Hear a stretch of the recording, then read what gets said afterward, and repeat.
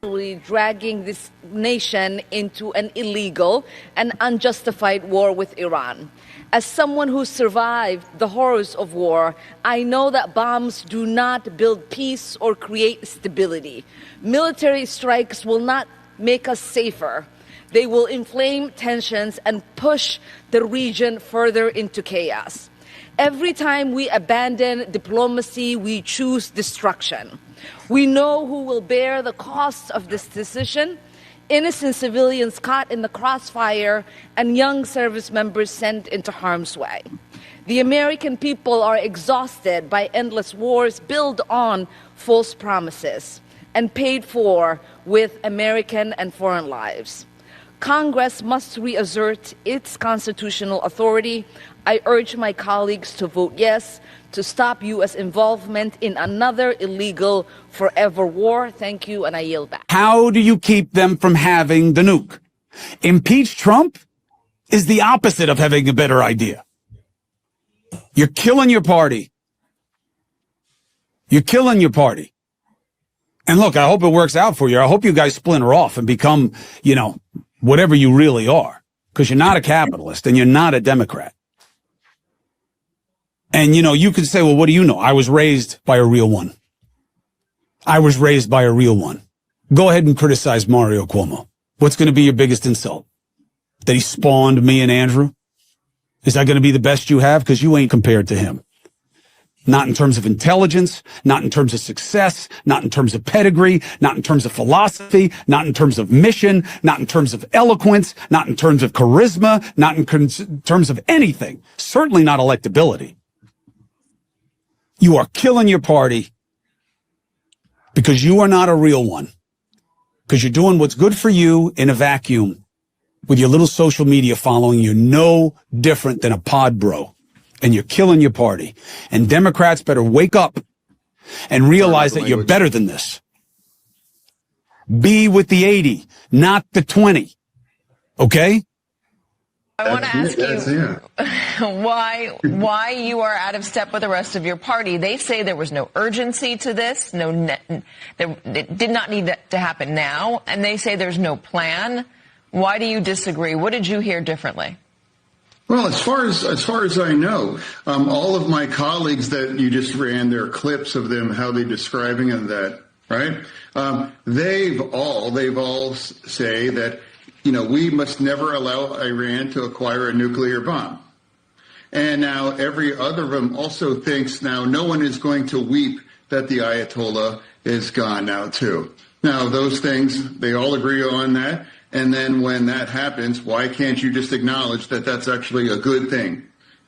Or do they really mean that? Or do they don't care if Iran ever has a nuclear bomb? Or that a man that just 2 weeks ago executed tens of thousands of its own young citizens in their uprising. So now I think it's pretty fair to just call that it's a much better situation for Iran now not have a nuclear bomb. It's also someone of the most evil people alive at that point now has been erased now too, along with many of the other parts of the leadership. So I'm a guy that's going to be, I think that's a good thing. Call that what it is. That doesn't mean you have to agree on everything. And now, if anyone that's watching, check with the War Powers Resolution for 73. That requires that after 48 hours you provide a notification, and the president has done that. And then it's up to 60 days with an extension of maybe 30 days. So I believe we're 115 hours into it so far. So it's not necessarily sufficient right now.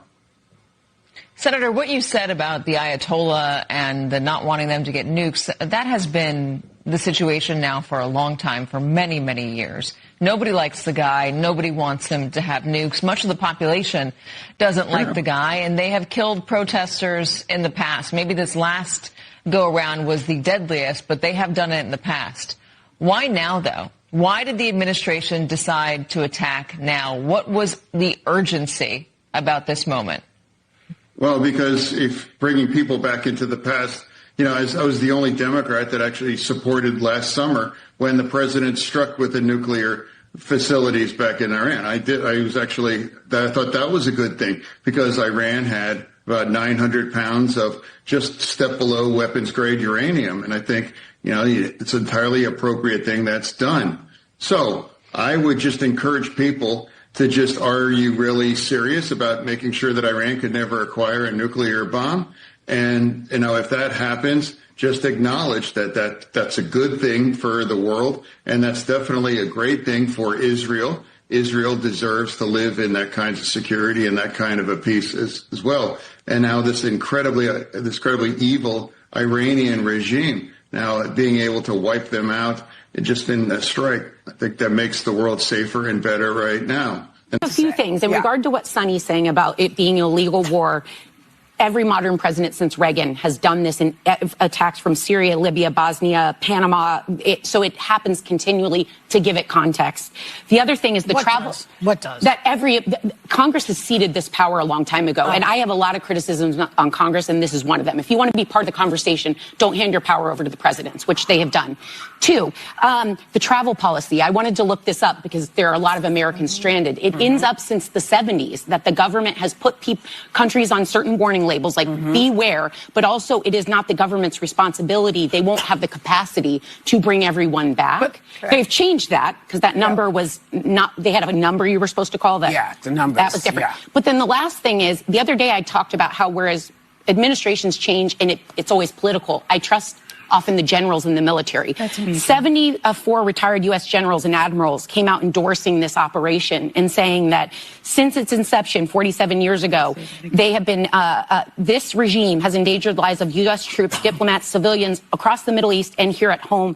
Death to America, death to Israel is a chant they have used over and over. I trust that these career military generals, you can't become a general if you haven't served your whole time. These career generals have seen stuff we have not seen. And the fact that they're coming out to say, you guys, this needed to happen, I do trust that. I think that's a great spot to start on it, actually. She doesn't know the law. I'm going back to everyone's favorite representative, Ilhan Omar. The Democratic Party right now, not the people. I never attack the individual. I attack the ideology. It's a joke. It truthfully is. If I was sitting in the House of Representatives, I couldn't do it. I couldn't sit here and listen to what she said. She said it's an illegal and unjustified war. Well, it's not an actual war. Democrats like to ignore legality. They like to ignore linguistics. They like to not let words mean what they actually mean. We are not at war with Iran. We have not officially declared war by Congress, and they haven't declared war back on us because they're not stupid. So we're not at that point in time right now. Guys, I think you know where I'm coming from on that one. Unjustified. Ayatollah killed tens of thousands of individuals, a lot of them Christian. The protests they were talking about, those were happening before we went in there. A lot of Iranians, that's why it's so careful when you say Iran is bad. Iranian government has been the issues. There's a lot of people over there, a lot of people who would like to be Christian, would like to have democracy, would like to maybe get away from some of the restrictive policies that they've had. So I don't think that saying it's unjustified showcases that you are at a level of understanding and research to have this conversation. But fine. She said, bombs do not build peace or create stability. That is a very, very interesting line. I think some individuals from World War II, the NATO bombing of Yugoslavia and the Gulf War would have some things to say to you. You've clearly forgotten about history. And that's my point with Ilhan. She likes to say, well, I came from a war-torn country. I came from violence. Well, you have either forgotten the actual nature of violence or you are working for other intentions altogether. This is not the kingdom of heaven. We live in a sinful society. We have been given tools, government, militaries to be able to defend the populace in the interest of whatever it is the country may have. Hopefully it's something voted on by the people. She's completely forgotten that. And I think she's ignoring the people celebrating, the individuals who are celebrating in unique, crazy for the first time in their lives in a lot of cases because this is happening. I'm curious what's going to happen for it. I'm always hesitant when it comes to military conflict. I do remember 9/11. I remember how it sounded. Some things do sound a little bit similar. I'll get that. It's a great chance for Trump to really work on his rhetoric and how he's going to articulate step by step what is happening. But if you are someone who is on the liberal side of the house and you cannot look at your leaders standing up and saying things that are factually inaccurate, then you are too biased to go out and have a conversation with someone on the other side. We have to come in full faith conversations. Not everything Trump does is not going to be right. No one has ever said that before. Everything that he does is not going to always be wrong. And I hear that coming from their side. Let's just not forget, and I'll end on this. Hillary Clinton had said from her lips to God's ears on a recording that if she became the president of the United States, she was going to bomb Iran. So can we please be adults and have an actual conversation about what's going on? First of all, I'd like to make a disclaimer. My comments are not about Muslims. My comments are directly aimed at Ilhan Omar. I am tired of her. And I am specifically tired of her in Congress. Now, they had the foresight to toss her off the Security Council. Why on earth she was ever there, I don't know. Seriously. And I'm wondering how it is that she can be tossed out of Congress. I know the people have to vote her out, and the people of Dearborn, Michigan, I'm not sure that they're able to do it. And they are under so much fraud and God knows whatever else. To me, there has been enough information about her marriages, her financial ascendance, how she just the genius that was able to garner in 3 or 4 years, $30 million with no actual business anybody can see. They supposedly have a wine vineyard. Nobody's ever ate a grape or drank a glass. I don't know where this wine so-called came from. So they can't show that, they weren't selling $30 million in bottles of wine. We'd all know. We'd all be having a glass of Ilma at Christmas, but no. So and naturalization too. There is enough, in my opinion, information that we need to go on ahead and investigate her, indict her, and get her on out of Congress. Because every time she has ever opened her mouth, it has further convinced me that she is truly not working on behalf of the American people. And she herself has said that she is working on behalf of Somalia and that everything she does, Somalia is first in her mind and in her heart. So please turn her where they ejected her. If you remember, her family was on the wrong side of that conflict over there and they tossed her out. But she can go somewhere else. She does not have to be here. There's a whole world that would embrace Ilmar and would take her and all her husbands and they can all go together, brothers, whoever they are, they can all go together and they can live peacefully somewhere else. AT, you took my point. Bombs do create peace. They create peace for the winners. So the question for us is, do you want to be the winner in the conflict or do you want to be the loser? And I'm sorry that unfortunately human beings sometimes have to make those choices. And we would like it all to be rainbows and gumdrops all the time. But human history has shown that that is not always the case.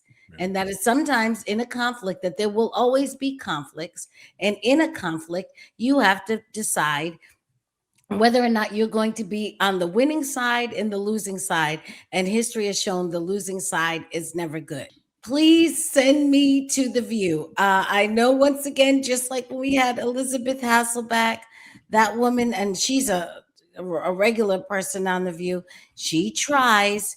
And here's the problem with her try. You can't rebuke sharply the hand that is feeding you. Come on. That's why it does not ever work. No matter who they bring, they're so enticed by what they can get or what they are getting from Disney and from the overlords who cut the paycheck, that they can never give a real critique, any honest commentary, and God forbid, a sharp rebuke. So I'm telling the chat, if you send me, you won't have that problem because they're never going to give me anything. And I know that. I've already made my peace with that. So I can go and there will be a sharp rebuke. They'll be cutting the commercial over and over again. Yeah, I'm sorry. You get that thought out. We got to go to commercial. I'm looking forward to that. I'm looking so forward to that. Amen. Wasn't Ilhan Omar's father involved with some criminal activity over there in her country? Why does she have amnesia every time she stands up in that pulpit in Congress, wherever she's at, and she forgets about what her father did? Why is she ignoring the fact that she got over here illegally and probably a whole lot of corruption behind that too? I mean, people need to just step to her and keep reminding her of those things because she got a big mouth. Hey man, she should have been put in jail. She should have been kicked out of our country. I mean, it bothers me. It boggles my mind how long it's taken them to nail her. That drives me crazy. I want to push back a little bit on Sister Celeste. and I don't do this very often, you know that, but I don't want to be a devastated winner either. If I'm gonna win, I'm gonna win big. I don't want to be winning with my nose broken, my nose bleeding, my legs broken, my eyes put out, you know, and I don't know whether I'm gonna live or die. You know, if we let these fools do what they want to do and they bomb us, and then we decide we're gonna bomb them, that's just stupid. And those Democrats that are crying about us taking preemptive strikes are just showing you how much they hate America. They just hate our country. You know, if I know somebody's going cold cock me, I'm not gonna stand there and let them take the first swing.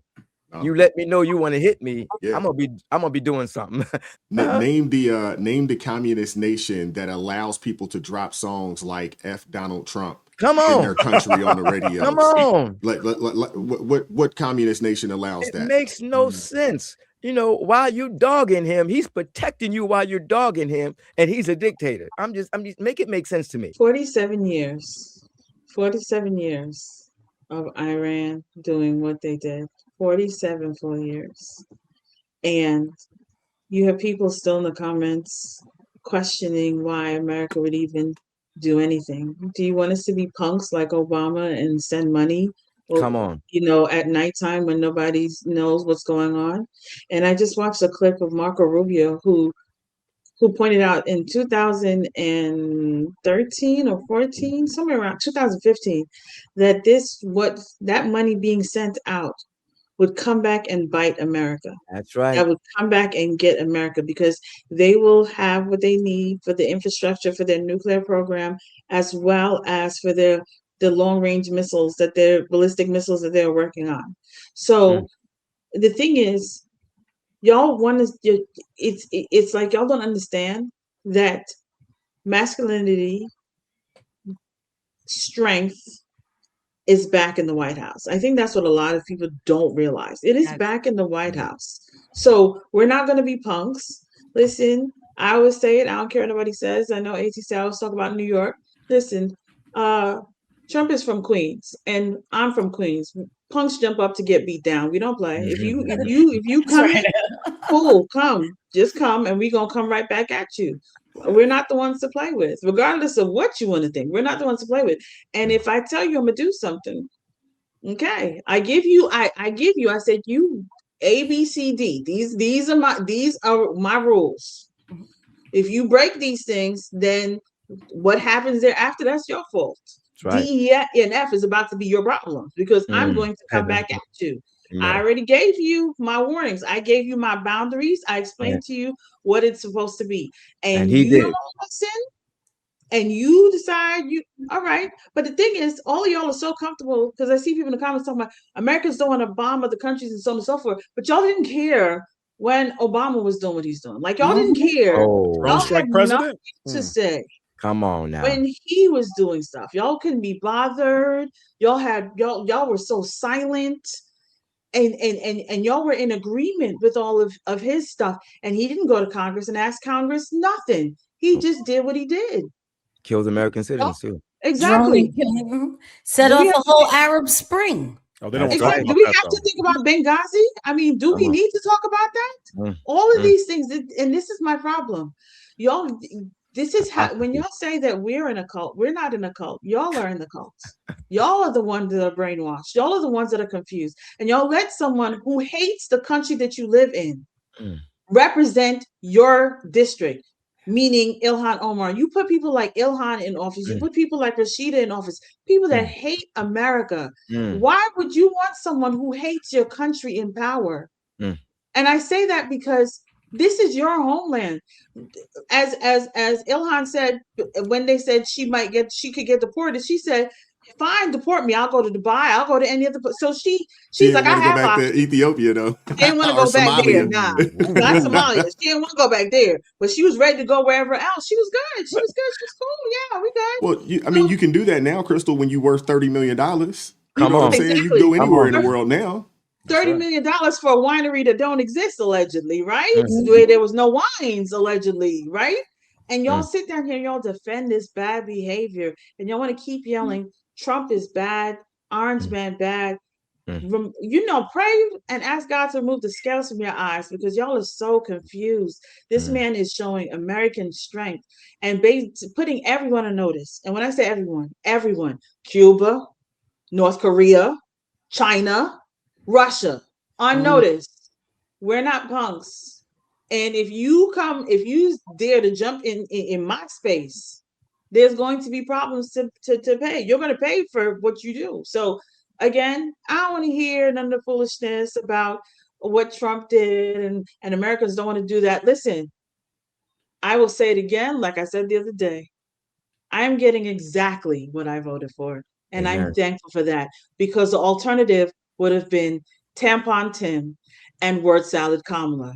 And Lord knows what America would look like under that regime, please. Well, she only had one word for Iran. Don't. Exactly. I ain't gonna be too long because I think everything that everyone said was right on, dead on. I played in Iraq I think it was about 2012. I ended up playing out there, and they had a lot of buildings that were blown away, because of everything that was going on. And one of the guys there, he said to me, I said, "Dang, well, what happened here?" Because I saw the demolition, and I'm like, "Man, this is bad." He was like, "Yeah, somebody was dead here. This was dead here. This is one of their own people." He said, "We got out of line, and y'all had to teach us who we really were." He's from there, and he said that to me. And so it goes back, even back to the Trump spot. Like you say, it's real leadership there. It's real masculine energy. When you are stepping in that role, you have to be willing to take the punches. Everybody want to do things so sweet and nice, like Obama sending food over. You want to be, you cannot get no respect that way.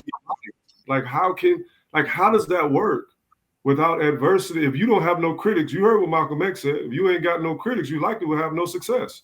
So if everything he do, everybody just praising, he's leading with the right arm, with the strong arm. She's talking out the left side of her mouth, looking for pity. That's just what she's doing.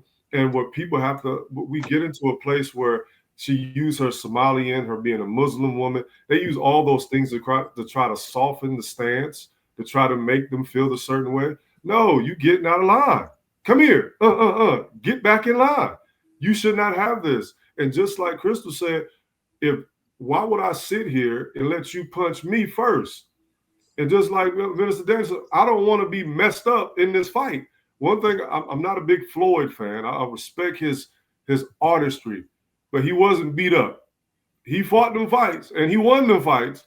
He was not beat up. The technical part of getting out the way, I don't want brain damage. I don't want to be beat up. I want to win and get out of here. And so what Trump is doing is, I'm getting to this before you get me. Why would I let you get me first? Like, come on, why do we get security? Why do you protect your house? Because I'm ensuring that nothing happens. If I don't do that, once you hit me, then I got to be like, oh my gosh, I need security. I need some guns. And a doctor. Yeah, you done lost. And so that's all I got to say about it. I think that just like Crystal said, we voted the right way. We voted with common sense. When you vote without feelings, you cannot put your feelings in place. This man is doing what he's supposed to do. He does not have to give you a reason to why we're not letting them bully us first. It's just, You're absolutely right. Pastor Otha said this in one of the videos I put out where, he talked about the difference between, the president and your average politician. Most of your average politicians are only willing to do things that will make them look good. They typically will ask questions. If we do this, how is it going to make me look politically? To where the president just is like, hey, if we do this, can we solve this? Okay, let's get it done then. Because everybody else has been kicking the can. Even if you remember in that Fetterman interview, the reporter is asking, like, why now? Because everybody knows that this should have already been done already.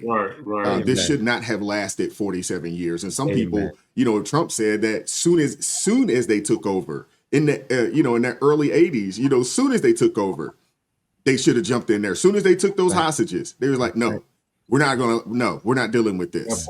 So they've allowed this to fester, and they actually allowed them to get stronger, which is actually making this conflict last longer than what it should be. Had they actually went ahead and just cut the head off the snake in, what was that, 79, none of this would have been. You know what I'm saying? So you need strong leadership.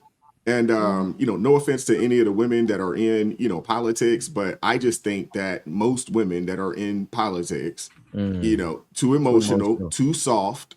And unfortunately, we got a lot of soft men in politics that think that you can negotiate with madmen, and you can't. There you go. How many times do they have to prove that you cannot negotiate with these fools? Right. Come on. They don't come to the table in good faith. No. Right. And the president had already said, we tried to negotiate. We've given them money. Yep. We've given them resources. None of it worked. Okay. Nope.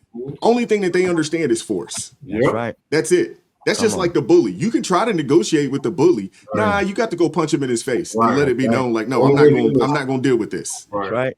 And then they'll move on to someone else, or they'll get some get right. Right.